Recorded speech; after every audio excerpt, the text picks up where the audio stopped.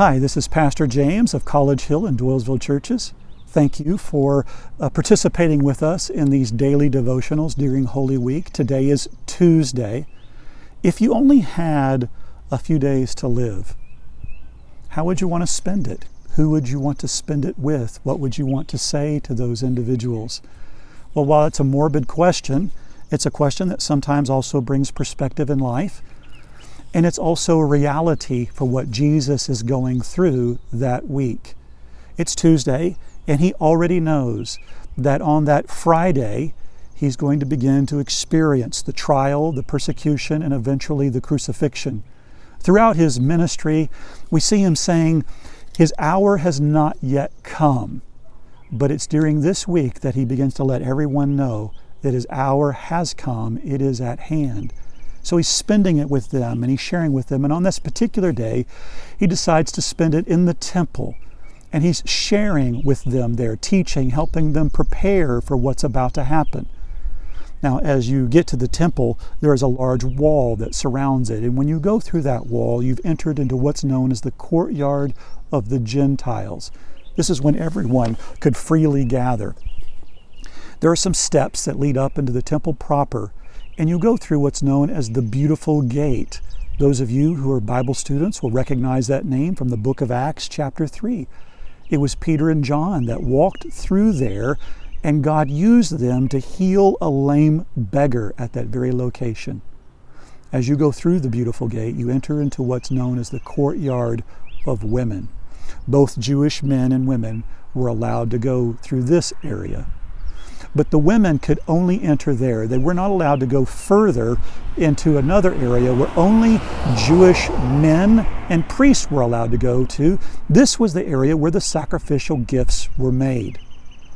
It was the area of the courtyard of women where a flea market had basically been set up, and they were buying and selling the animals and gifts that could be offered as proper sacrifices to God in that area. Jesus had turned over the tables and cleansed that area.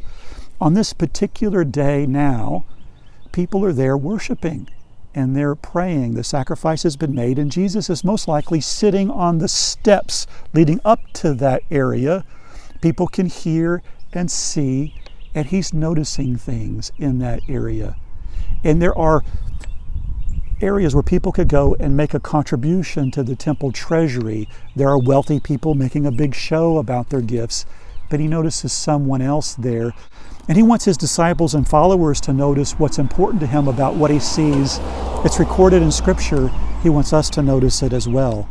In the book of Luke, chapter 21, beginning in verse 1, it says, "As Jesus looked up, he saw the rich putting their gifts into the temple treasury. He also saw a poor widow put in 2 very small copper coins. 'Truly I tell you,' he said, 'this poor widow has put in more than all the others. All these people gave their gifts out of their wealth, but she, out of her poverty, put in all she had to live on.'" Well, these coins, called a mite, were equal to 1/64th of a day's wage, which was known as a denarius.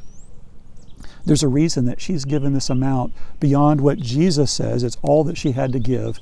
The other reason was that there was a temple tradition or rule. This was the least amount that you could give. If you didn't give this, they didn't want to bother themselves with even collecting your contribution. So she's giving the least that was proper to give, and yet that's also everything that she has. It says here she gave out of her livelihood. Now, this is a paraphrase. The Greek word that's used here is bios. It's the word we get biology from. It literally means life. She gave out of her livelihood, or more literally, she gave out of her life. Well, there's another principle here that Jesus does not mention, but I think it's important to say because it's an important scriptural principle in giving, and that is that he also loves a cheerful or joyful giver as well. You can imagine maybe your birthday or Christmas, somebody gives you something that's a gift, and maybe it's a significant gift, but they give it reluctantly. As they were passing it on to you, they say, "Well, I really didn't want to give this to you, but I have to, so here it is." It'd be hard to receive a gift like that. And sometimes if we're giving of our tithes and offerings, but it wasn't something we really wanted to contribute in that way, you can imagine God, how he must receive it. But here, Jesus is receiving himself because she's giving this to God. So even though it's here in the temple treasury, he wants them to see this and notice this is what's significant to him. He notices her gift.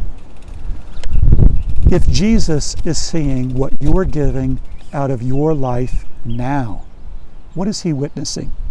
Is he witnessing someone that's giving out of all that you have, all of your life? Is he seeing someone that's giving but maybe reluctantly? How does he receive?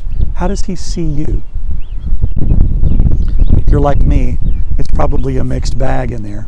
There are times when I give out of that, but then there are other times where maybe I was more reluctant or my heart wasn't right. I'm thankful for the grace of God. It's that place that I want to strive to be like. And Jesus has given us the picture not of some priest or some wealthy individual giving a huge contribution as the measure of giving.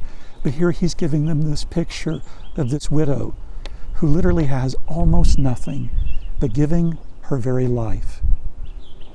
If you find it hard to give, if it's something that's still reluctant in your life, and you're looking at the sacrifice of what it is, I would encourage you to take your eyes off of yourself and look at God.